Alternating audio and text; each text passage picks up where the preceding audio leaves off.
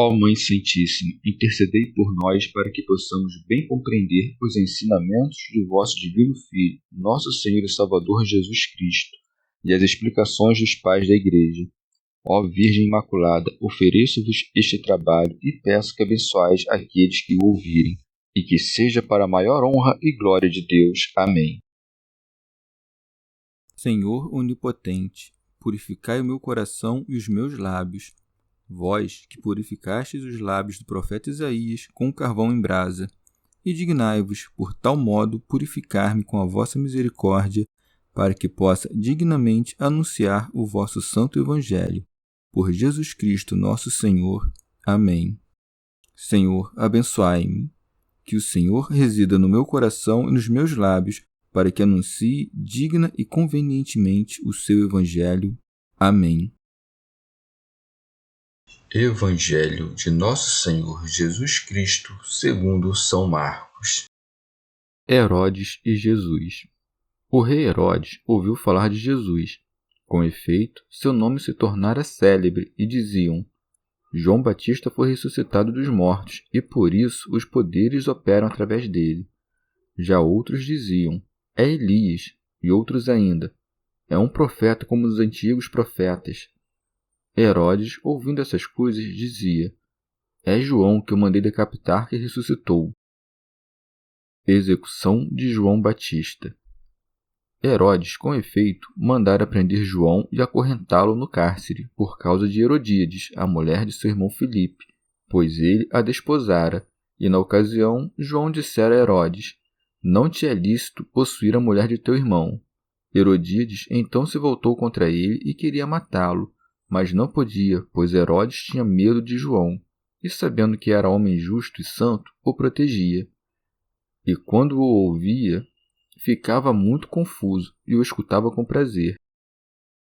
Ora, chegou um dia propício. Herodes, por ocasião do seu aniversário de nascimento, ofereceu um banquete aos seus magnatas, aos oficiais e às grandes personalidades da Galiléia. E a filha de Herodíades entrou e dançou, e agradou a Herodes e aos convivas. Então o rei disse à moça: pede-me o que bem quiseres e te darei. E fez um juramento: qualquer coisa que me pedires te darei, até a metade do meu reino. Ela saiu e perguntou à mãe: que peço? E ela respondeu: a cabeça de João Batista.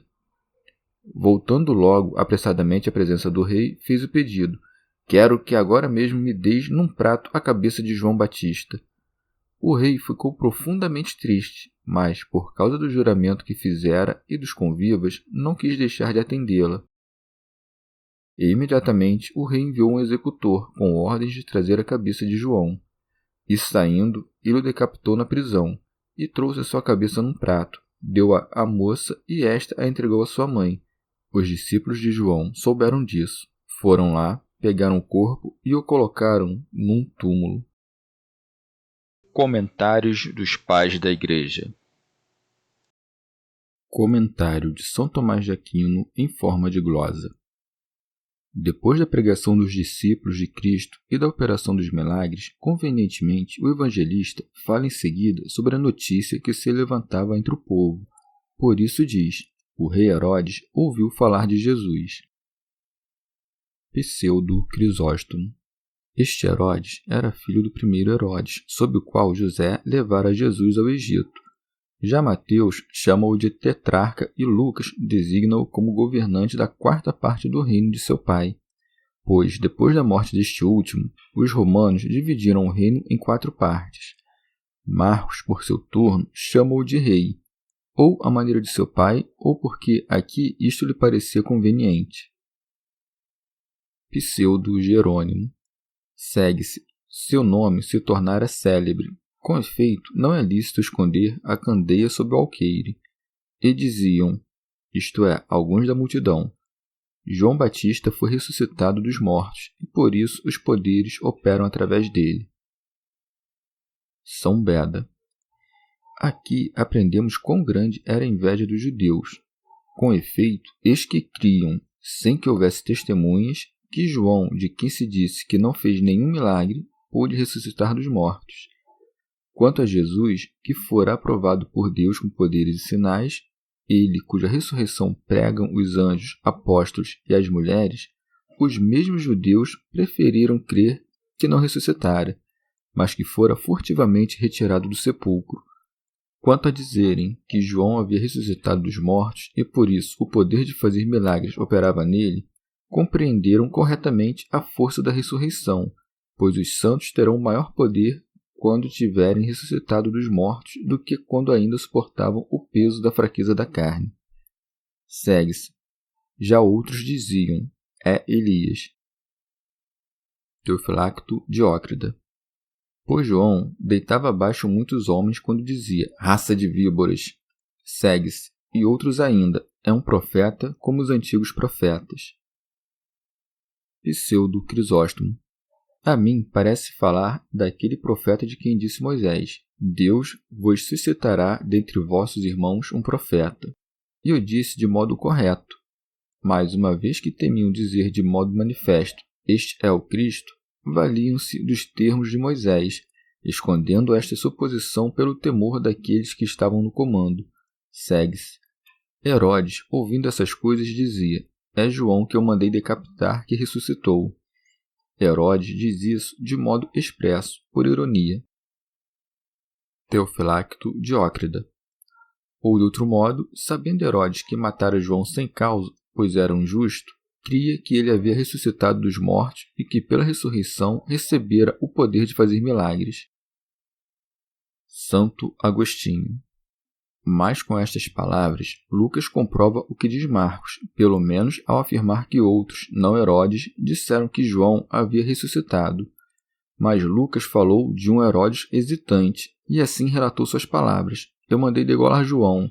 Quem é, pois, este de quem ouço tais coisas? Deve-se, no entanto, compreender que, depois desta hesitação, confirmou Herodes em seus pensamentos aquilo que era dito pelos outros, dizendo aos seus servos como narra Mateus, este é João Batista, que ressuscitou dos mortos. Ou essas palavras devem ser compreendidas como ainda indicando hesitação, especialmente porque também Marcos, que acima relatara que fora dito por outros que João havia ressuscitado dos mortos. Ao final, no entanto, não omite que o próprio Herodes disse, este é aquele João a quem eu mandei degolar, e que ressuscitou dos mortos. Tais palavras podem, por seu turno, ser compreendidas de dois modos, como de alguém que confirma ou que hesita. Teofilacto Diócrida. A partir do que foi dito antes, o evangelista Marcos aproveita aqui a ocasião para relembrar a morte do precursor, dizendo, Herodes, com efeito, mandara prender João e acorrentá-lo no cárcere, por causa de Herodíades, a mulher de seu irmão Filipe, pois ele a desposara. São Beda.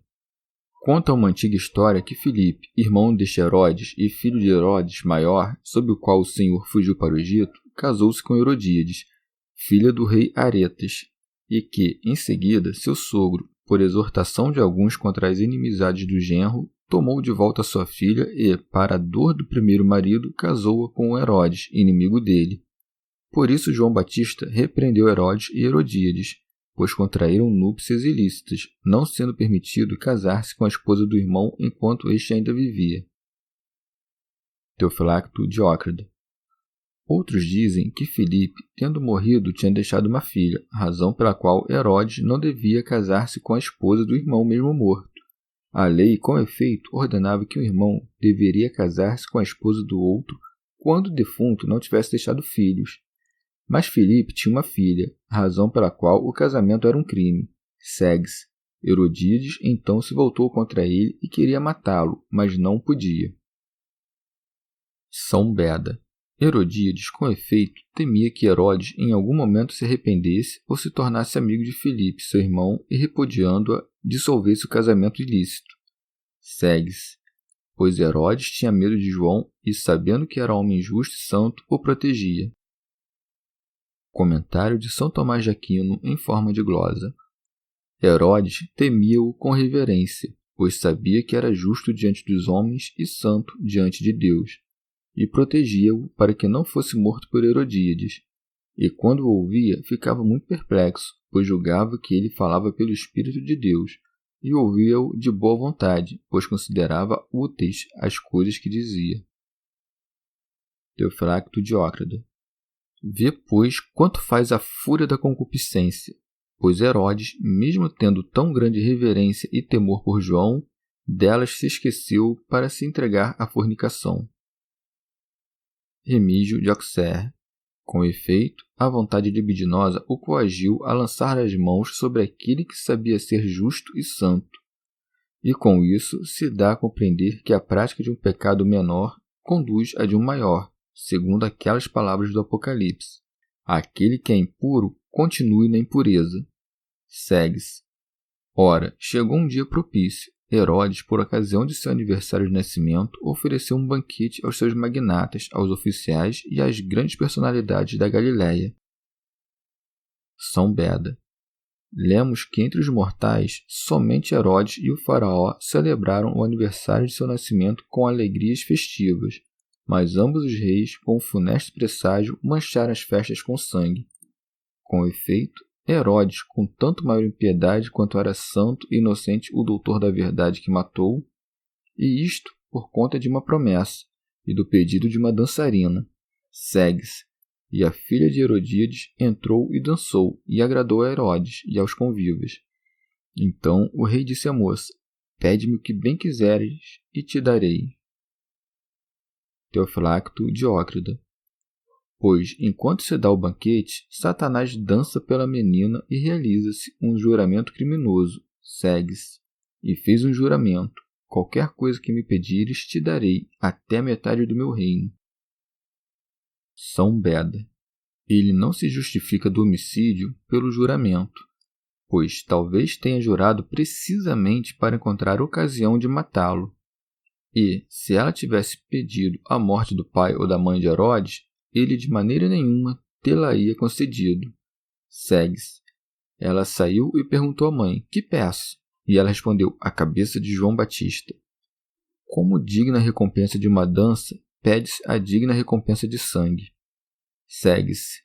Voltando logo, apressadamente, à presença do rei, fez o pedido: Quero que, agora mesmo, me deis num prato a cabeça de João Batista. Teofilacto Diócrida.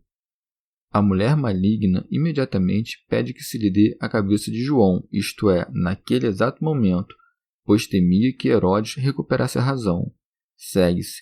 O rei ficou profundamente triste. São Beda.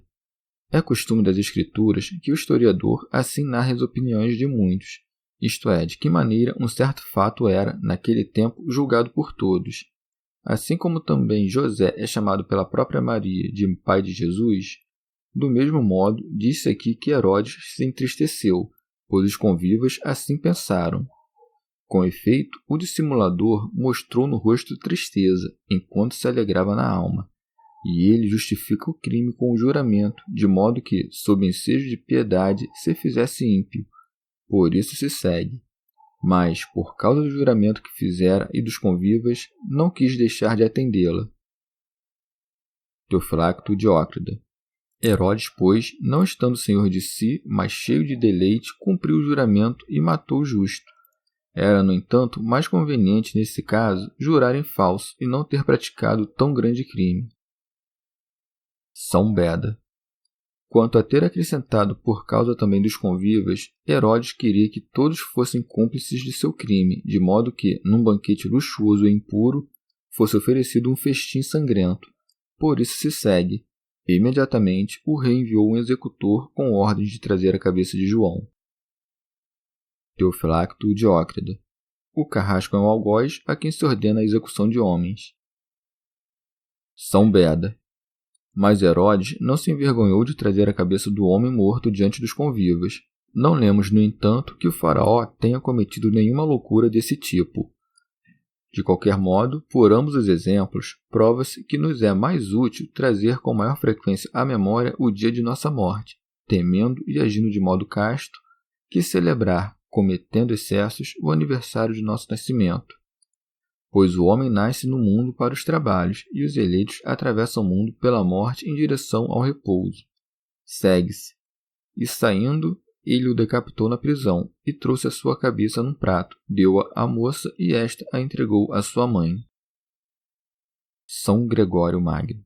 Não é sem grande admiração que examino o caso daquele homem cheio do espírito de profecia no ventre de sua mãe, e que não teve superior entre os filhos de mulher. Foi lançado no cárcere por iníquos e teve sua cabeça arrancada como favor pela dança de uma menina. E um homem de tanta austeridade morreu em função do riso dos torpes.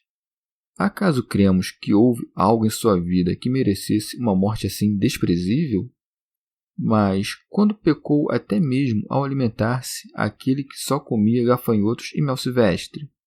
Quando pôde ofender com seu trato aquele que não se retirava do deserto?